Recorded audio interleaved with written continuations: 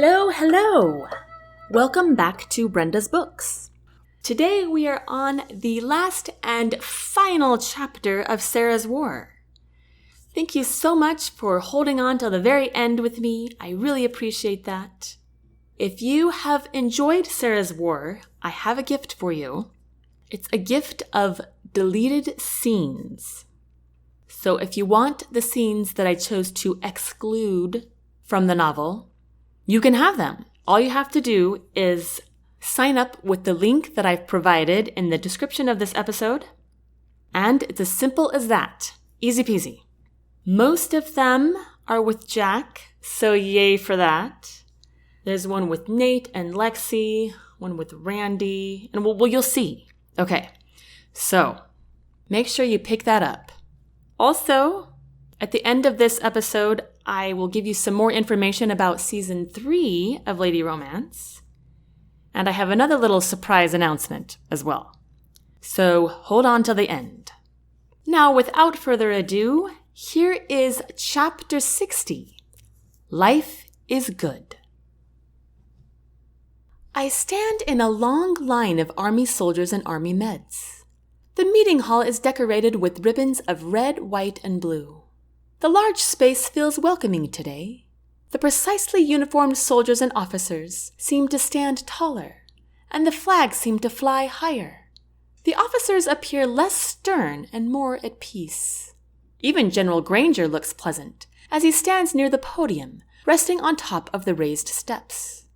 Jack stands next to him, looking as tall and as striking as ever, in his dark blue open-fronted coat, with a white shirt, black necktie, and dark blue trousers. His coat is so decorated, I'm not sure he has room for more awards. I breathe in the happy scene around me. All of us salute the American flag in profound silence, while an erect Army soldier carries it aloft, flanked by two others on either side. Each carries themselves with reverence and pride as they march from the back of the room, and the beloved flag is posted carefully in front, higher than all other flags. Something about this reverent silence consumes my heart with love for God and country, and my soul fills with gratitude from head to toe. The knowledge of the grave importance for fighting for freedoms we've lost and preserving the freedoms we have is so thick in the room, it's tangible. Somehow, the silence also carries with it the heavy load of sacrifice and loss that we've all suffered. The silence also holds a deep sense of gratitude and camaraderie that we have with one another. In that moment, the joy and peace makes all the sacrifice worth it. The silence ends with Granger's surprisingly mild voice. I have a hard time focusing on his words as I stand musing over my dear friend standing with me. Jack standing by the general's side, flanked by Chris and Lexi and Lieutenant Grimes. I glance down the line of Army meds, with Randy, Molly, Kate, and Peggy, and so many more who I have seen fight and work hard to beat the enemy and keep us safe. A biting sting tugs at my heart with the face that I don't see any more among us, but whose face will always remain in my memory. Nate. As I think of all my memories of him and the brave things he did before his life ended, I'm surprised to hear his name spoken with Jack's voice. I focus my attention back to the front of the room, where Jack is speaking. I've been known to call this man a coward, but he proved me wrong. He certainly did not die a coward. The opposite, in fact. He died in an act of bravery and strength. He died fighting for our freedom. He died saving lives, mine in particular. Jack pauses to swallow emotion. You all may know I recently came out of a coma, where I suffered from a slight amnesia, but I remember everything now. He looks directly at me as he says this. This man, Nathan Gibbs, a member of the Golden Knights, was quick to act, and his actions were wise and courageous. General Granger has given me the honor of presenting his awards posthumously, as well as have their markers engraved into his headstone. First, the Army Commendation Medal. Jack holds up a green ribbon attached to a gold hexagon medal, with an open-winged eagle hovering over arrows in the center. This is to honor his heroism and meritorious service. Secondly, and equally deserved, we would like to award him the Gold Life-Saving Medal. Jack holds up a yellow ribbon trimmed with red, attached to a round gold medal with an engraved image of a man saving another in the water. This is to honor him for his successful attempt to rescue both myself and Captain Barnett from both the water and the enemy, which, we deeply regret, cost him his life. Instead of applause after these words, there's a reverent silence with bowed heads and a few soft sobs. I choke down my own as the magnitude of Nate's sacrifice weighs on my soul. After a long moment, Jack speaks up again. I'd also like to announce another distinguished award to a very distinguished member of the Army. She's not a soldier, nor is she an officer you will see up here. She's a member of the Medical Corps, and a very important one at that. Dr. Sara Andrews, will you please come up to the podium? All eyes in the room shift in my direction. Blood drains from my face, and my toes begin to tingle. Shock prevents my feet from moving, so I just stare back at my onlookers. Randy nudges my shoulder with his. Go on, he whispers.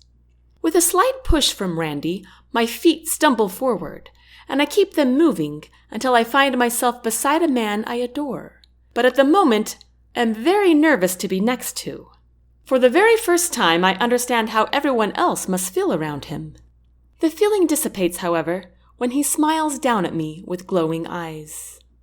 This woman right here not only saves lives on a daily basis, simply by being a doctor, but she made a tremendous personal sacrifice to save me from harm. Jack stops for a long moment as he chokes back his emotion. He bites his lip and clears his throat. And for that, I will forever be grateful, he says in a strained, low voice. I hear a few other sniffs around me, although I don't know who they belong to. She did a soldier's work, Jack continues, all the while being undercover with a dozen enemies with no one to protect her, and fighting off a harasser, and giving medical treatment to me. But it doesn't stop there. She found a way to escape and rescue Nathan Gibbs from an enemy submarine. She also deterred the enemy just enough to save me from a fatal death. Then she and Gibbs pulled me out from the water, where she revived me back to life. Jack pauses again as audible gasps and murmurs scatter the large room. She wasn't concerned for her own life, only others. And this is why we are honoring her with the Distinguished Service Cross. He raises a purple ribbon trimmed with red and clasps it around my neck. I glance down at the gold cross, forefronted with an open-winged eagle and the words, "For Valor," etched into the bottom. I am so shocked, all I can do is stare at the medal.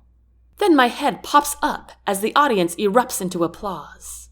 A broad smile spreads across my face. General Granger shifts to face me and holds out his hand. I grasp mine in his. "Congratulations," he says. "Thank you, sir." I turn to face Jack, who also has his hand outstretched, to which I grasp as well. "Congratulations," he says to me. His eyes are welled with tears. I've never seen them look so loving. "Thank you," I whisper. Granger stands at the podium then. "Thank you all for coming. There are refreshments out on the patio." The lines of soldiers relax and murmurs and chatter instantly fill the space, as some walk directly outside and others stay and converse. "You deserve an award as well," I say to Jack. "You saved my life too. If it weren't for you, Bryce would have—" I trail off. Jack pulls me close to him and kisses my forehead. "Shh," he whispers. "Please don't remind me." "But you did save my life," I say in a low voice. "You deserve a life-saving medal as well." "Another time," Jack whispers, kissing my forehead again. He pulls back to look at me. "Let's go outside. It's a beautiful day." I nod as he takes my hand in his and leads me down the steps. A stocky blonde stops us on our way. "You're definitely a lifesaver, Sara. Congratulations." "Oh, thank you, Sam. I see you're back up to par." "Yes, thanks for everything," he says, patting me on the shoulder. He grins when he sees my hand twined with Jack's. "Congrats to you too, Colonel." Jack nods with a half smile before Sam walks away. Several others come up and congratulate me and shake my hand. I've never come across so many genuine people in one place in all my life. Jack stays patiently by my side, looking as pleased as ever. Finally, we step outside into the bright sunlight on the patio. The air is warm with a slight breeze. Perfect.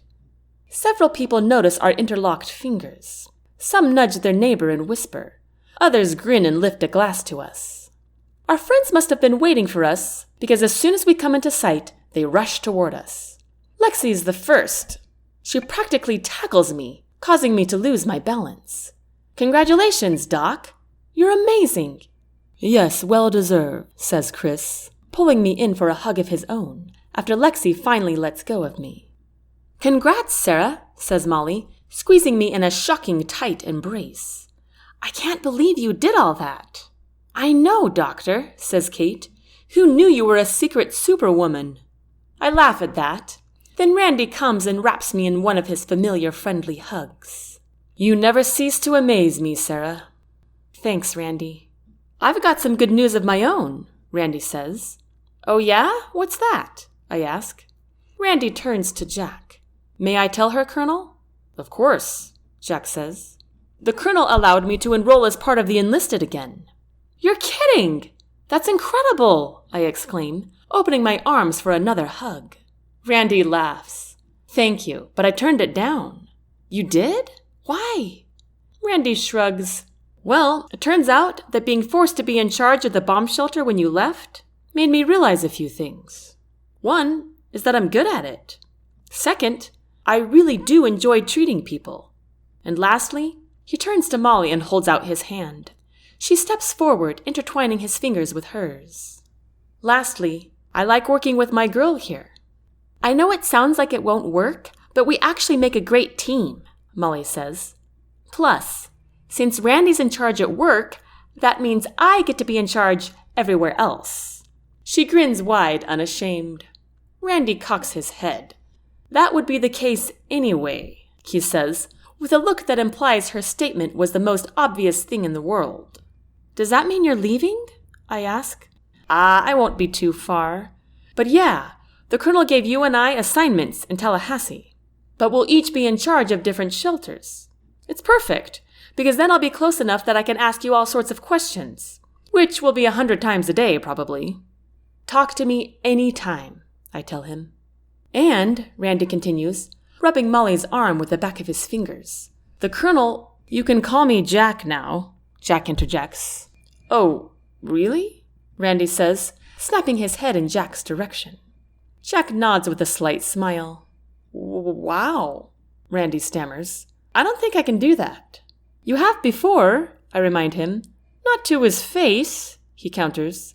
Lexi and Molly chuckle at that. Jack shrugs. Your choice. Yes, sir. We all laugh at that, and Jack just grins. Randy sighs heavily. Anyway, he points a finger at me. The man you've been swooning over for the past who knows how long told me that sometimes we would still work together. And in that case, you would be in charge, which, he opens his arms, would be an honor for me. I can't help but smile at that while I shake my head. Randy, you are such a good person. And don't you all forget it, he calls loudly, lifting his chin with his hand circled around his mouth for dramatic emphasis. The group laughs some more. As we all begin to carry on with our own side conversations, I notice Peggy standing by herself, staring at our group with a longing expression.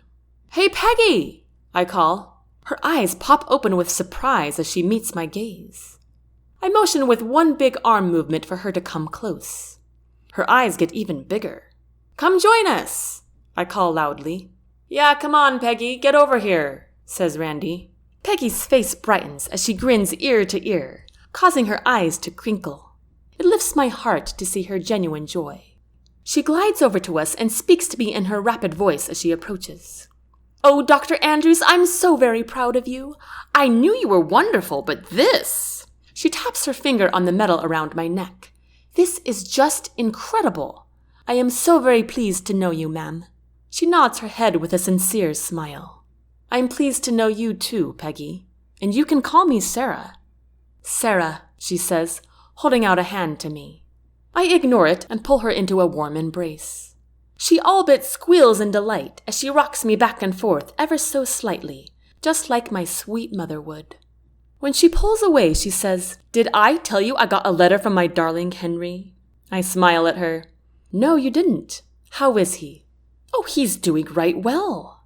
"Henry Stevens?" Lexi asks. "He's overseas, right?" "Oh, yes," Peggy cries, shifting to face Lexi and giving her a rundown of how darling Henry is. I turn to Jack, who is intently scanning the busy crowd. "Is something wrong?" I ask him. "Oh, no," he says. "I'm just looking for someone." "Who?" "I'll be right back," he says, giving me a quick side hug before escaping through the throng of laughing and chattering people. I turn my attention back to my friends. Peggy is still chatting at rapid speed. Chris and Lexi seem quite intent on what she is saying. I step over to join them, but I'm distracted by Molly's and Kate's squeals. They're both standing on the cement circular wall that surrounds the patio, combing their fingers through Randy's short red hair. "Isn't his head the best?" Molly cries. "Ooh, his hair is soft," says Kate.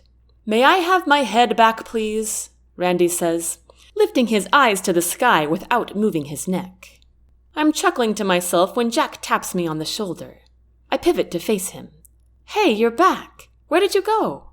"I'd like you to meet someone," he says. He's trying not to smile, but failing. "Great. Who is it?" Jack looks behind him at his feet. "Come on out, honey." A small girl peeks around Jack's legs. She's about 3 years old with dark curly hair, big gorgeous brown eyes, and round pink cheeks. She wears a camo jumper suit. "Well, hi there," I say, crouching at the girl's level. "Hi," the girl says in a high voice. "Are you Sara?" she asks, saying her R's like W's. I grin. "I am. What's your name?" The girl looks up at Jack like she's asking for his permission to answer. Jack gives her a reassuring nod. "I'm Jessie."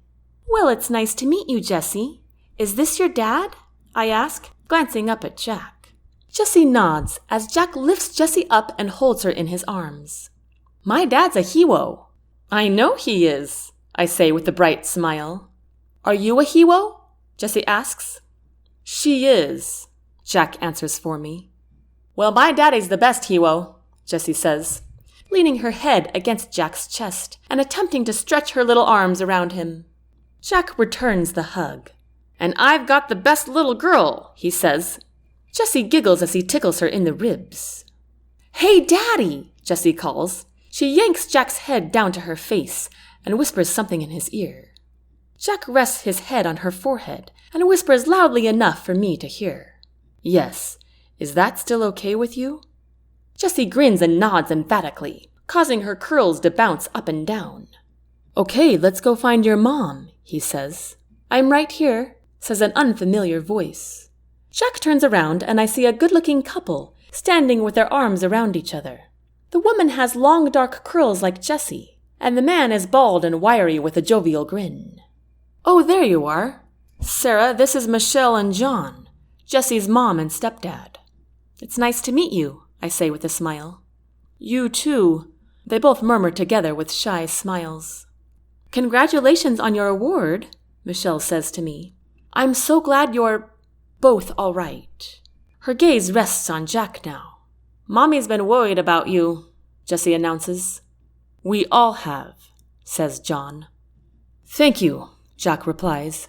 He kisses Jessie on the forehead. "We made it through. And this girl is the best news of all." He tickles Jessie again, causing her to squeal in delight. Through her giggles, she manages to squeak, "I love you, Daddy." Jack laughs at that. "I love you too, honey." He kisses her once on each cheek. Then he turns to me. Jessie wants me to show you the spot where she first saw a shooting star. Would you like to see it? Of course, I exclaim. Jack sets Jessie on the ground. Would you like to come too, Jessie? I ask. Jessie shakes her curls. My mommy's going to get me some chowy punch, she cries, jumping up and down and clapping her hands. That sounds delicious, I say. Yep, she cries, then spins around and skips to her mom. Michelle and John smile shyly and wave as they walk toward the refreshment table. Jack takes my hand in his. Shall we? We shall. Jack leads me off the patio and onto the grass. Hey, where are you two lovebirds going? Lexi calls. To see a shooting star, Jack calls back. Well, it's still daylight, so good luck with that, Lexi cries. She gives Jack a mischievous grin. Before I can figure out what it means, Jack pulls me into the thicket. We crunch through the fallen leaves in comfortable silence for several minutes. So what do you think of my little girl? Jack wonders. Oh, she's adorable. I already love her. Jack rubs a hand over mine. I was hoping you would say that. Absolutely. I'm so glad I got to meet her. Jack stops in place. Well, this is it. This is where Jessie saw her first shooting star. It is a beautiful place, I agree. I gaze up at the sky. The sun shines through the various tree lines, causing several streams of yellow and orange light to pour down on us with a bright, warm glow. I inhale deeply and listen to the subtle breeze wisp the leaves against their branches. I feel Jack shift beside me. I peer over at him and take a step back when I see him on one knee. My heart leaps so high and hard it could have escaped my chest altogether. He pulls a small box out of his pocket and snaps it open, revealing a gorgeous diamond ring. My eyes bulge. Sara, Jack says in a husky voice, you mean everything to me. I can't tell you how much I love you. I can't tell you how much I want to spend the rest of my life with you and no one else. I can't tell you how much I want you with me, always. Will you marry me? I inhale a shaky breath, and I can't let it go. I gaze down at Jack's perfect face and his gleaming, smiling eyes. I've never seen so much love in one face before. Yes, I whisper, 1,000 times. Yes! Jack cries, leaping to his feet. He lifts me in the air and spins me around in a fast circle. Yes, yes, yes! I laugh out loud as he spins me again and again. Then he slowly comes to a stop and sets me on my feet. He kisses the fallen tears on my cheeks. He puts my face in his hands and kisses me on the lips. I love you, he says, before kissing me again. I kiss him back for a long moment. You forgot to put the ring on me, I whisper. I did? Oh, I did. Sorry, I was just so nervous with what your answer would be. You were? Well, I knew you would say yes, but I was still nervous. Let's see where that ring went, he says, looking around at our feet. Ah, here it is. He crouches to the ground and picks up the navy jewelry box. He stands and snaps it open again. It's even better this time because it comes with leaves, he says, picking at the leaves in the box and dropping them to the ground. I chuckle and hold out my hand. He slides the diamond ring over my finger. Wow, I really like this look on you, he says. I hold it up, letting it sparkle in the light. I do too. I love it. Jack grabs my hand and kisses my fingers. I didn't ask your father for permission, but I did ask Jessie. Does that count? I laugh at that. Absolutely. And you're okay with her being part of the package deal? Of course. I can't think of anything more perfect, I tell him, with fresh tears dripping down my face. Jack catches one with his finger. I can't remember the last time I felt so happy. He gazes back at me with more passion than I've seen before. He leans in to kiss me one more time. Are you ready to tell the others? Yes, I reply. Let's do it. We amble back to the patio with our arms wrapped around each other. Jack can't seem to stop randomly kissing me on the head. When we come into view of our group of friends, they all burst into cheers and applause. Jessie and Lexi jump up and down. Jessie sprints into Jack's arms. He lifts her up and tosses her high into the air, earning him squeals of delight. "Did you do it, Daddy? Did you ask Sara to marry you?" "I sure did," says Jack. "And do you know what her answer was?" "What was it?" Jessie says to me. "A resounding yes," I reply. Our friends cheer again. "Is that the same as a yes, Daddy?" Jessie asks. "Yes," says Jack with a grin. Jessie's squeal is so high-pitched that Jack flinches, but then he squeezes her tight. Our friends come and give us hugs and congratulations. "I have the feeling that some of you knew what was going on long before I did," I announce. "Everyone but you," says Jack, giving me a tight squeeze. "Even Jessie here kept it a secret." Jessie nods with vigor. "I'm a good secret keeper." "We're really happy for you guys," says Randy. "Oh, this is the best news I've had since Henry came home last," says Peggy. "It's about time they did this," Lexi says, pulling me in for a hug once more. "Hey, why are you crying?" "I'm so happy," I say through my tears, as Jack wraps his arms around my waist. "I have the best man and another little girl and the best friends. I couldn't be happier." "We are pretty great," says Randy. "I would say we're fantastic," Lexi adds. We all laugh. For the rest of the afternoon and long into the evening, we sit and chat and laugh and cry and commiserate. It's crazy when you think about it. The world is at war, and yet life is good. And that concludes the entire novel of Sara's War. Thank you so much for making it to the end with me. I sincerely hope you enjoyed it. I do have an episode for you next week. It will be a bloopers episode. Yes, you heard that right, a bloopers episode, because often when I'm recording, I misspeak, and sometimes it's pretty hilarious, as well as random sounds around the house or random sounds outside. So I didn't start saving my drafts till March, I think. So you'll only get things from the second half of Sara's War. But I thought it would be kind of fun to share some of those with you. So that's going to be my bonus episode next week. As far as Season 3 goes, I will be narrating for you one of my novels which is almost complete. And it is a fantasy romance. Not fantasy in the sense where there's magic in it, but fantasy in the sense that it's its own world. So the novel is called Queen Andrea of Chaldrea. Chaldrea is the kingdom where Queen Andrea reigns. But this queen is a brand new queen and is only 18 years old. So she's kind of immature and got a lot to figure out. And the world is set in a place where there is a kingdom for each island. They're called island kingdoms. And Andrea not only finds love on this journey, but she also figures out how to help her neighboring kingdoms with a lot of problems. So it's kind of like Sara's War in the sense that it's not just a love story, but there's a lot of other elements to it. Season 3 will begin again on Thursday, February 4th, 2021. So the month of love, the first Thursday of the month. Anyway, that's all for now.